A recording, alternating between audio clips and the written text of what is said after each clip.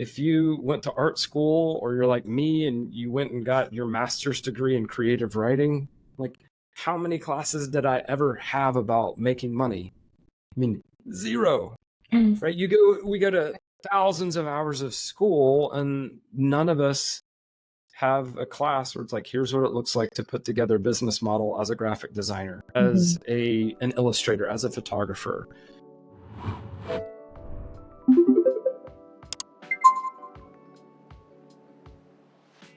Hi, guys, and welcome back to Interact's Grow podcast. It's so great to be with you as always. I'm your host, Jessamine Solana. And with us this week, we have a special guest, Austin L. Church. Austin, thank you so much for joining us. Thanks for having me. I'm delighted to be here. Of course. And we met, Damaris and Jackie, I don't know if you guys got to meet Austin at Craft and Commerce, but I met Austin at the taco table. On the very last night. Very last night, trying to get tacos. Great place to meet people, you know what I mean? 100%. Austin, can you give everybody a quick rundown of who you are and what your business is? Sure. So I have been a freelancer and consultant for 15 years now. And these days, my business is split between marketing advisory work. I help companies grow. That's half of it. The other half is coaching people like me. So it is solopreneurs, freelancers, consultants, fractionals, agency founders, typically highly creative people who got into the work they do because they love the work itself, writing, design, websites, software engineering, that sort of thing. They love that. But then lo and behold, you have to understand the business side of things too. And so I've loved kind of building that business acumen over the years. And now I love passing it on, teaching what I know, and helping other people make life-changing income, because really cool things happen when creative people have enough money. I love that. And we read your article, The 300K Flywheel, and I think specifically you talk a lot about like building a sustainable freelance business model. I do. Yes. Can you tell us a little bit more about like what does it mean to build a sustainable business model? So I think a lot of us, and I'll just speak for myself, right? I had definitely had a scarcity mindset early on. And I think when you have a background in the arts or liberal arts, and being a business person doesn't like jive with your self-concept, your identity, it's hard to make money even if you're really talented, because you'll continually self-sabotage without even realizing you're doing it. You'll tell yourself things like, I told myself things like, maybe people just don't value my skill set. And that's not true. You can often find counterexamples or evidence of people who really do need what you have to offer and will pay a premium for that. Building a sustainable business is, hey, what are the best people who are doing what I'm doing, who have a skill set similar to mine? What are the best people thinking and doing differently?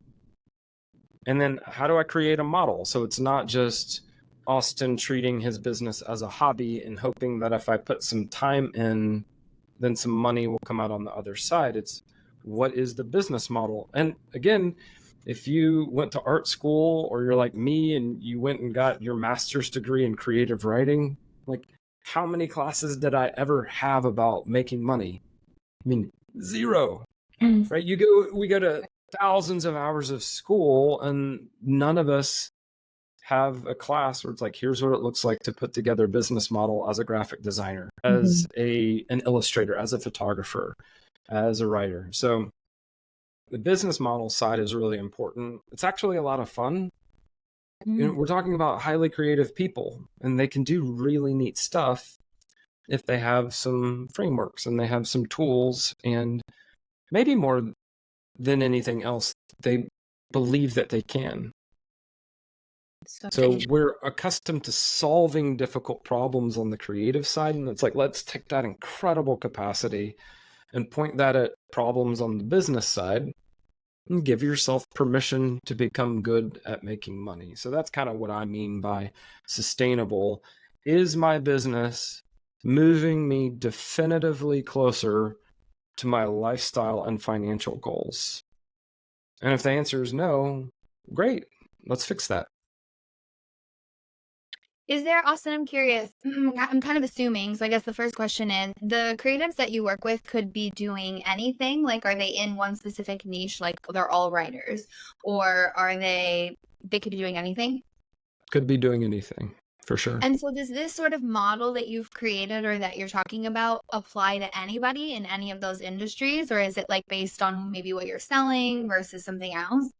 So it can apply to anyone. And that's in part because what fascinates me are what I think of as shareable advantages, principles, mental models. So, like, let's take my education. I did an undergrad degree in literature, a graduate degree in creative writing. I've always loved writing. I'm good at it. I can't just sort of pluck that capability out of my person and like share that around. But there are, and that's an advantage, right? Like being a good communicator gives me a leg up, right? But there are other advantages that are shareable and are important and applicable no matter what you do. One of them, for example, is positioning. I think the last number I saw for the US market was 64 million people freelanced in some capacity in 2023. Wow. So when you imagine like a hotel ballroom and it's so crowded, right, with people who have a similar skill set, whether you're a designer or you're a Webflow website design specialist, your room is crowded. So positioning is you hold up a sign into the air, ideally to make it easier for your dream clients to find you. What's on the sign? What color is the sign? Oh, it's purple with yellow polka dots. And written on the sign are the 2 or 3 things that a potential client most needs to hear from you in order to start a conversation with you. So that's what I typically focus on. Isn't like, hey, I'm a writer, you're a writer too. Let me teach you some things to upskill and become incrementally better as a writer. And also, I'm not like, hey, here's how to build a writing business. It's, hey, you need to think about your positioning, your packaging, your pricing, pipeline, psychology, and process. Those are the 6 Ps I typically focus on. You need to focus on those in a way that you're like bringing in principles and psychology and the stuff that works, no matter where you live in the world, no matter what you look like, no matter how much experience you bring to the table, whether you have a college education or not. And to some degree, whether you're like well-spoken or not, whether you're an effective communicator or not, if you're holding up a sign in the hotel ballroom that grabs people's attention, isn't it more likely that you'll get clients than if you're invisible? So I call that positioning. Sometimes it's like, how am I positioned against other people in my market with a comparable skill set? But really, it's just like, hey, if you want to get clients, you have to make yourself the easy, obvious choice for those clients you want. And that's just like human nature type stuff going on, right? Like, are you standing in the middle of the trail as they walk downhill? And if you're standing right there and it's convenient to hire you, the vast majority of people will make the convenient choice. So you can be the best in the world. And this is the mistake a lot of creative people make. Hey, as long as I'm really good at what I do, everything will just kind of work out in the end. I have met so many A-plus creatives who are struggling because they're invisible. Obscurity is hard to monetize. Yeah.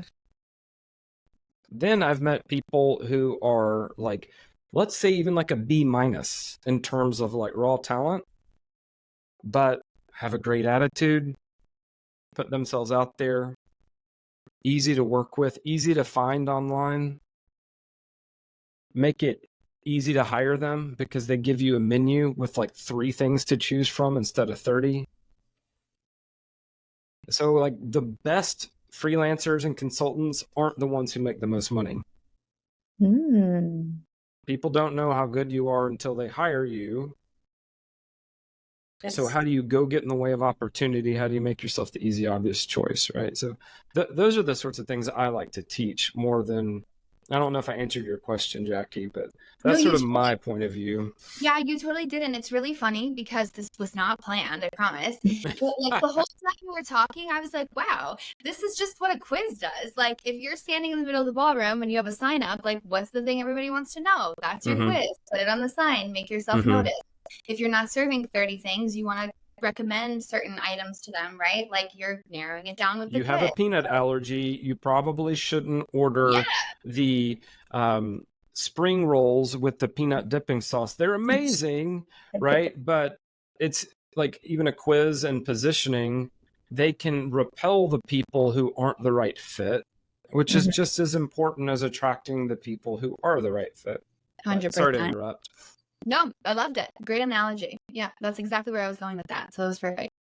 Right on. And on that note, like at what point in your business journey should you be thinking about this? Of course, I'm going to say right away, right? But you know, sometimes our confidence needs a while to catch up with our capability. And so new freelancers are still kind of like the filly or the colt on the wobbly legs, just trying to stand, you know? And I get that. If you're brand new to it, the sooner that you can figure out who your dream client is and where they hang out online and how you can start relationships and conversations with them, the better. So I think there's this mistake that a lot of folks who are newer make, and that is, well, I don't want to miss out on any projects, so I'm going to say yes to basically everything. And if your client can be anyone, and if you can do kind of anything for them, oh, they need anything in the design realm, I'll do it. They need any type of writing, I'll do it. They need any type of photography, I'll do it. That seems like it would be a good way to get started, right? Okay. Except you're still, whether you're experienced or new, you're still in that crowded ballroom. And what about the people who have the bigger, more attention-grabbing signs?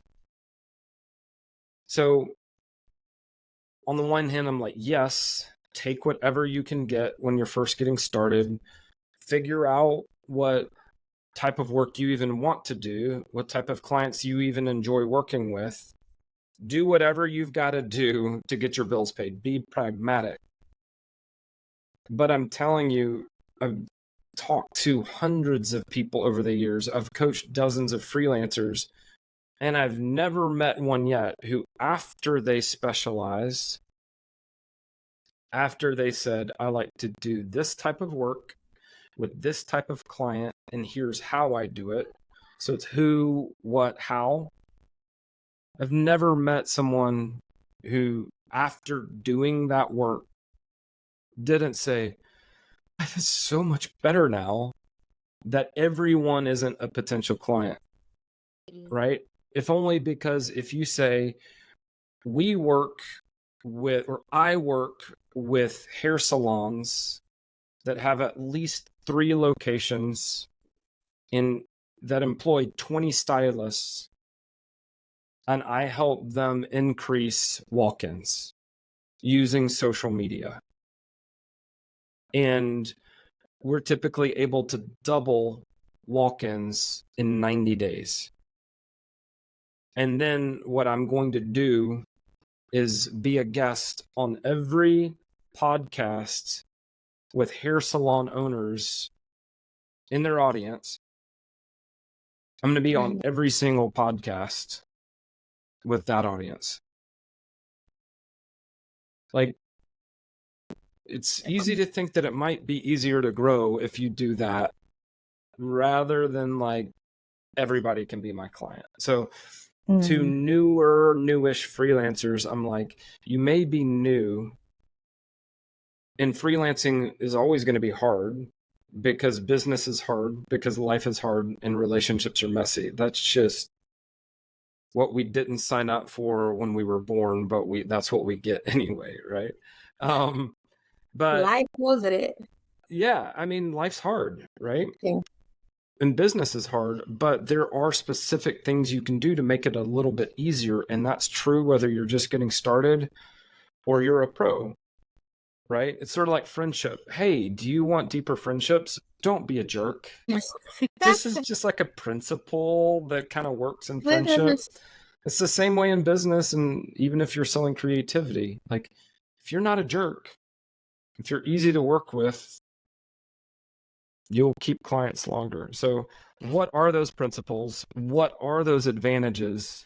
Find them and put them to work for you, even if you're new. That's so interesting. It's just like Jackie, I find it so interesting that a lot of the similarities that or a lot of the things you're pointing out are very similar to things that we talk to small business owners when they're wanting to create quizzes specifically. And in some of those people, I have personally myself said, you're not ready for a quiz just yet. Like you still need to work on finding what your audience wants, who they really are. Some of them don't really even know, what problem they have in their business or what they're trying to solve. And so, and I have found, and I'm curious to know if you've seen this too. I have found that they are probably their own worst critic. They get in their own head or overthink it, and they just self-sabotage. Do you feel like this happens a lot to you too? So nobody out there wants to buy a mindset course. Everybody wants to buy a how to get more clients course. But to your point, the primary challenge that you have if you're a solopreneur is you. Yeah. And it's like you can't outperform your beliefs. So if you think that you are capable and deserving and you have that why not me attitude, you'll kind of see opportunity everywhere. And even when you are disappointed or you lose out on that project you want, you're like, hey, you have that abundance mindset. You're like, there are other opportunities. So 100%, like people get in their own way. That was me, right? I'm a poet. What business do I have being in the business world? Felt like an imposter. And when you feel like an imposter, what do? You overthink everything. You analyze every move. Because what if I make the wrong move and they discover that I am in fact a fraud? Right? Yeah. And so what happens with overthinking? Then comes some procrastination. I don't have time to think about this right now. I'm going to punt it down the road.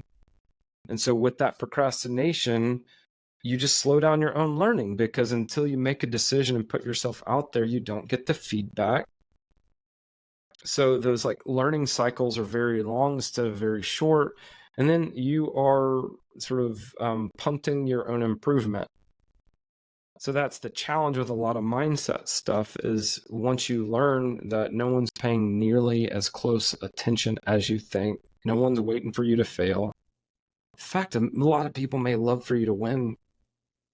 You start to get, like the opposite happens, right? And so, yes, 100%, we are our own worst enemy. And my great joy is getting people to see in themselves what I see in them.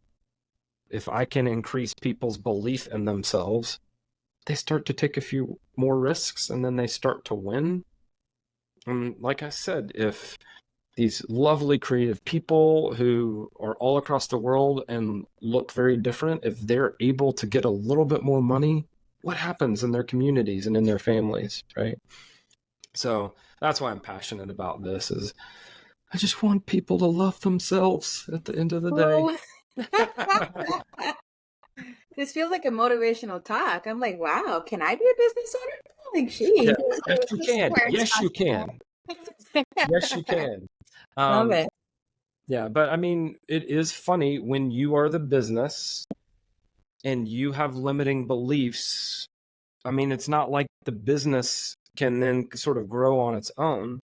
So it's no surprise with solopreneurs and small business owners when they upgrade their beliefs. What happens with the business when the two are intertwined? Mm-hmm. The growth wants to happen, right? But sometimes we're the ones standing in the way, for sure. Yeah. Austin, you went through the 6 Ps and you were talking about positioning first. And then we were also talking about people who are just sort of like breaking into the industry, right? Just getting started. Should everybody start with positioning? Do the Ps go in a certain order? But then also it's a flywheel. So like you're going to come back to that at some point. So it is a flywheel, meaning, yes, you come back to it. I have found that with the Ps, a lot of us are naturally better at some than we are at others, right? So I'll talk to like web designers who've got their process dialed in. But with their packaging, or what I sometimes call offers, those are an absolute mess. Or meet people who have the great packages, great offers, they're well positioned, but they're undercharging. Mm-hmm. Then there are people who are like really good with the mindset stuff in terms of like, yes, I absolutely am going to charge what I'm worth. I deserve it. But then they don't market. So the pipeline's empty, right? And so we need all six. And again, when you think about a business model, it's like you have to have all these. You're going to be more naturally disposed toward, or you're going to be more naturally better at some than others. So you need to say, here's where I'm strong, but I do need to put these other pieces in place, or I'm just not going to see that flywheel effect. So whether they're new or whether they're established, most people are probably going to reinforce where they feel strongest instead of being like, I'm really weak on mindset, on psychology, and on pricing. That's where I need to put in the work this year. But when they put in the work, that's when they unlock the growth. Yeah. I love that. There was something in your article that really caught my eye yesterday when I was reading it of you were kind of describing how, to make this big profit or to like increase your profit, people will often work more and then they'll finally reach that number and they're like, cool, but great, now I got to do it again to reach the same number. And so I really love that because and this kind of alludes to everything that you've been saying, is just that like when you have a proper model, you don't necessarily have to work harder, right? Mm-hmm. Like kind of like a work smarter, not harder situation. How do you build a sustainable business so that you don't burn out? Great question. We burn out when there's no end in sight. Like a lot of people can work hard and can work hard for a long time without burning out. We burn out when we're working long hours and it's like, I don't know when there's going to be an end to this. And eventually your body just sort of opts out. We're done here. Okay, we're not getting out of bed today, So you're like, okay, how do you prevent that? First of all, you have to realize that like this, we'll call it a non-business model, but like time in, money out is inherently flawed, because if you want to raise your income, eventually you run out of hours to feed into the machine. So for a while, it works. Like I got to six figures, and lots of people I know got to six figures by working more. Mm-hmm. Right? So just put more time, feed more hours into the business machine, and more money comes out on the other side. But what happens if you're like reaching for that reaching for that fuel for the machine and there's none left? Like you're already working 50 or 60 or however many hours a week. You're towing the edge of burnout. But you have to build a different model. You have to build a different machine, right? And there are a number of ways you do that. I talk a lot about the flywheel, but if you go back to positioning, that's a key piece of building the model that gets better results. If I come to you absolutely convinced that you can double my walk-ins in 90 days at my 3 salon locations, that gives me confidence that I can afford to hire new stylists. Will I pay you more? Like if I'm convinced that you can solve a painful, expensive problem for me, I'll pay you more. Right? So then if I position myself as being able to solve a painful, expensive problem for a certain type of client that has a good budget, and then I price my packages aggressively, and then those packages, I've got them dialed in with process so that I can predictably deliver those outcomes. And every time I do it, maybe I get a little bit more efficient. So you think of it as like you get a little bit more leverage. Each of the pieces of the flywheel spins a little bit faster on its own, right? Hey, my positioning makes it a little bit easier for me to get a new client. And my offers make it a little bit easier for me to then get the prices that I want. And because of my prices, I can hit my revenue target and with fewer clients in less time, which then leaves more time to spend on marketing so that I can get more leads. That's when your model starts to become kind of self-sustaining. But we get trapped when we're like, hey, I have low-paying clients. I have non-differentiated services. I'm not super clear on who my dream client is. But then when I do get an opportunity, they're like, well, why should we pay you these premium rates? They're not convinced that your work is that much more valuable than anybody else. You're a commodity. So if you were a commodity, really the only way you make more money is if you work longer hours. And that's where a lot of freelancers end up being. And then here's the thing, you get in that scarcity place. You have that scarcity mindset. And then you're like, well, I can't raise my prices because I can't afford to lose any of these opportunities. So no wonder so many people feel stuck. So that's, I think, why I got really excited just about the flywheel analogy, because it does explain when you start to make some moves with positioning or packaging or pricing or pipeline or psychology or process, all of those moves positively affect the business model as a whole, and you start to feel momentum for the first time. You had mentioned, Austin, there was like a 90-day window of helping somebody and then starting to see the results of the work.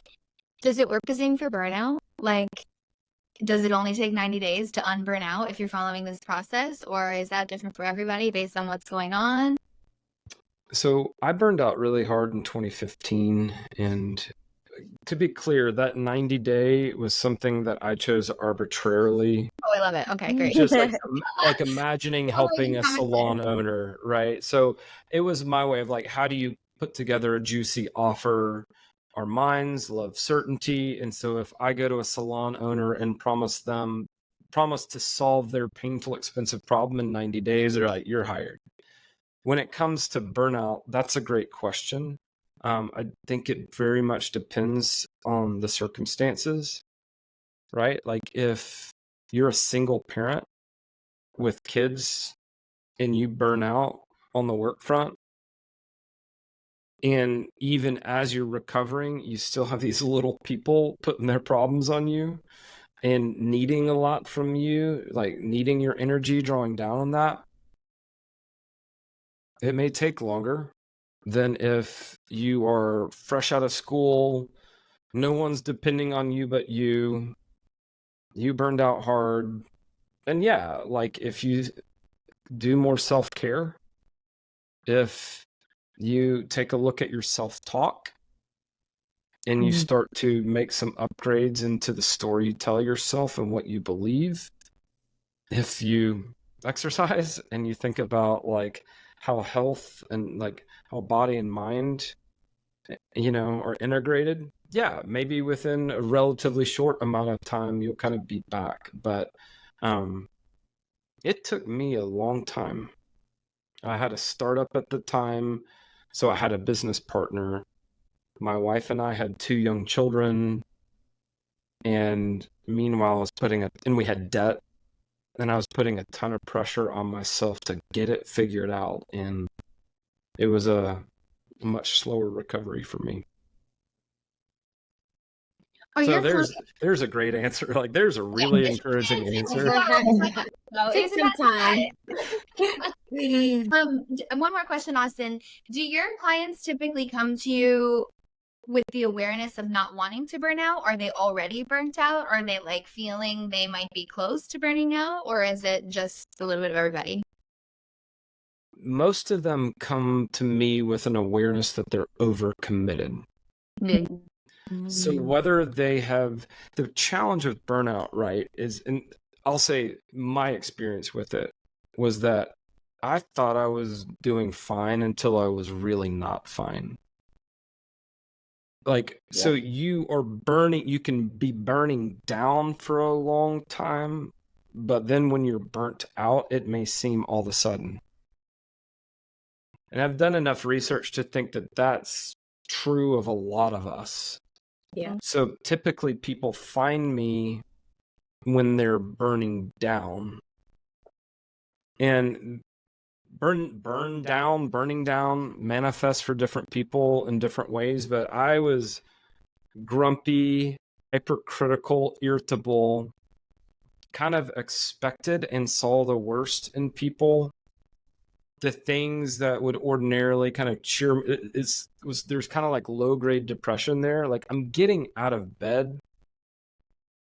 Like anytime someone asked for anything from me, it was like, can't you see I'm already overloaded, right?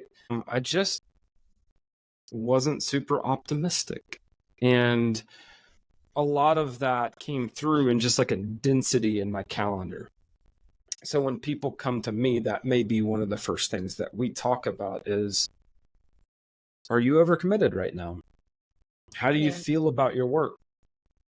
And if people have plenty of space for like, friendship and their hobbies and leisure, and they have plenty of time to take care of their health and they're going on trips, and I'm like, yeah, like you're not really at risk of burnout. But if I hear people have been working long hours, their calendars are dense, feel like they don't have time to eat well or exercise or even take care of mental health, very little downtime, I'm like, yeah, that's a ticking clock.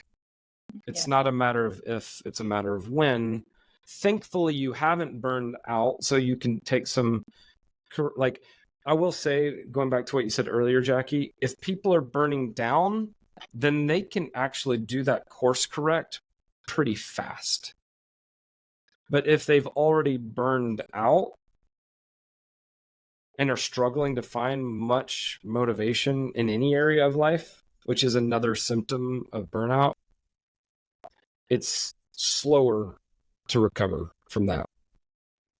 Makes sense. Have you ever found that sometimes when people are like there, because I remember there was a point in my life where I was like, oh yeah, I'm completely burned out. I'm like done. I've found that some people have told me, I didn't do this myself, but people have said, just take some time off and just sort of like recalibrate for them. But then there's people that really can't, right? Because you have to work and you have to like, you still need to make money. So it's almost like a double-edged sword to where you're trying to find creative ways to still be profitable and still maintain some level of mental health where you're not going over the edge, right? And so what do you do? yeah, exactly. What do you do? So I think it's interesting that we're having a conversation, because a lot of small businesses, people that I talk to almost every day, do both things. They have a full-time job, and then they're doing this on the side, extra part-time solopreneur career that they're trying to launch off. But then on top of that, they're still moms, they still have husbands, you know, and I'm just like, oh my Lord, how do you deal? Yeah. So one of the first things, like, and to be clear, most of the time after people have burned out, I'm like, you don't need to hire a coach, you need to hire a therapist. That's so And smart. yeah, like save your money, go hire a therapist, and talk to me in 9 months or whatever, 6 months. But if they're burning down, and to your point, Damaris, it's like if you've got a lot on your plate, then priority one is you need to put all of your commitments back on the table, and you need to create margin for yourself as soon as possible. So if you are like room mother at your kid's school, and you're like, I'm burning down fast, you need to talk to your kid's teacher and say, I'm running on fumes. I know I made this commitment. I'm very sorry. Can you find someone to replace me? Yeah. Or you look at your schedule and you're like, I was training for a marathon. That has to go. I still need to exercise, right? Find the things that you can jettison, like throw them overboard, because like I said, it comes when there's like burnout comes when there's no end in sight. So if you want to prevent that, and you've got the side hustle, and you've got the job, and you've got the family, and you've got the kids, and you've got all the things, create margin. That is the very first thing to do. And if you look at your schedule, you'll realize, wow, the reason I got into this place is because I'm terrible at saying no. You have no boundaries. You have no boundaries, right? And believe me, I grew up in the South, and I'm like a world-class people pleaser, and it took some work to get to the point where I literally, this is so dorky, I have a list of polite ways to say no. Like, I had to write them down so that when I say no, want to say no, but feel like I can't, I'm like, go over here. Like, which one of these can I make work?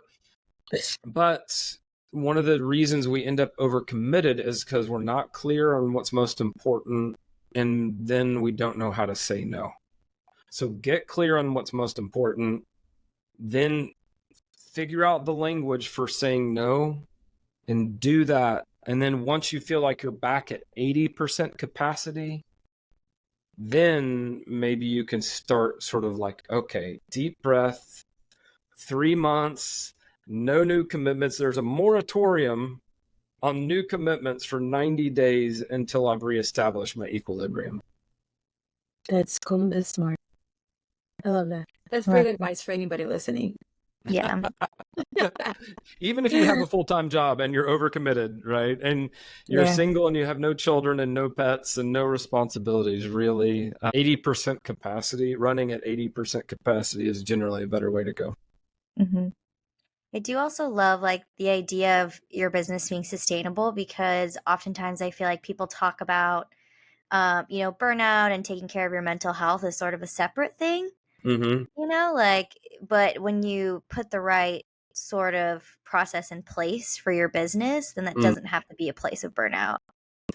So I really like, if you've ever had a time in your life where you didn't have enough money, doesn't it like make total sense that like when you start a business and you say yes to everything, like we often end up overcommitted because we remember acutely what it was like to not have enough.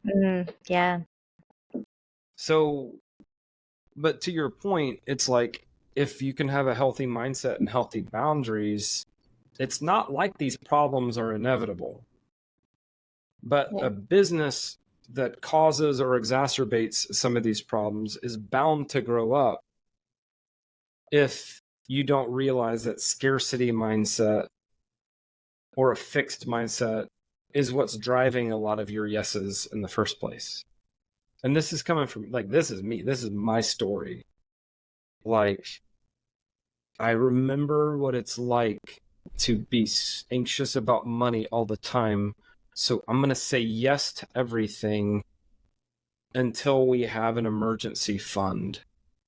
But at that point, you've turned saying yes to everything into a habit. And you don't just undo your habits, right, when the external circumstances that cause them to form in the first place go away. So that's what's kind of crazy is like sometimes, like from time to time, you need to say, how am I complicit in creating the circumstances or environment I say I don't want? And then renegotiate your commitments. My God, Austin, you're bringing me down memory lane. I remember my favorite line would be, "Oh yeah, I'll make it work. I'll fit it in. Yes. Figure it out." Yeah. Like, Because I have like that Hermione Granger time turner where, I'll figure it out. I'll just manufacture more time. I know. Somehow, I don't know how. Somehow. But it'll make it work. Which it's like, so my wife went out of town. I think she went to like hang out with her sister or something one weekend, and she came back. And so on Sunday night, she was like, "So what did you do this weekend?" And it was like I came out of a fog. And when I thought about it, I was like, all I did was work. I don't think a lot of creative people believe that they're susceptible to being workaholics in the first place. Mm-hmm.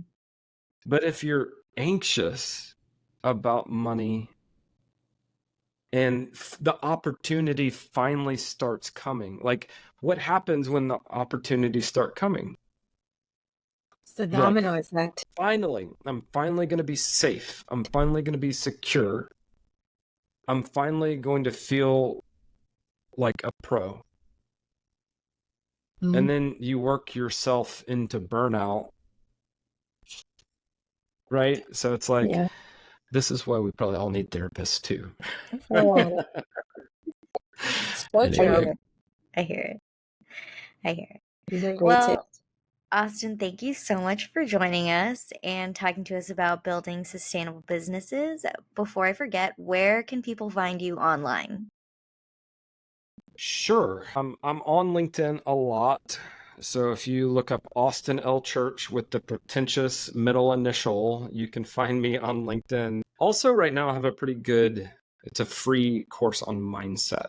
And we talked about that a good bit. So if you go to freelancecake.com, it's the thing that's right there at the top of the homepage. So it's just five mindset shifts that I'm like, if I could ask or demand that every freelancer, creative, small business owner do one thing, it would be these 5 mindset shifts. And it's like, would totally change your future. So go see that. Come say hi on LinkedIn. Love that. Well, thank you so much. And Jackie, Tamaris, thank you again for joining this week. And for those who are listening, we'll see you next time. Bye. Thanks for having me. Everyone, thank you, Austin.